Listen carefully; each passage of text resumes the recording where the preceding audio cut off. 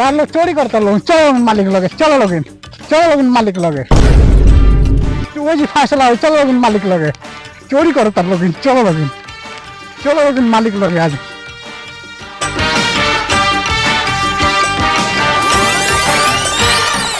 मालिक मालिक मालिक चोर धराइल बगान सा अपना खेत में फुलवाड़ी में ऐसा वही तुरंत लगा सा। सब लाइन में खड़ा होगा तो सुनत लेके जल्दी खड़ा हो, जल्दी लाइन में खड़ा हो। अरे फुलवारी में तो बाउंड्री खा तो ढुकला सके पड़े रे। मालिक पीछे से कूद के घुसा नहीं आ सब तुरे खाते। रे ते का तुरले बरे मालिक आम। अच्छा आम फुलवारी में तो पीछे से ढुकला तो ते अपना पिछुआरे में ही आम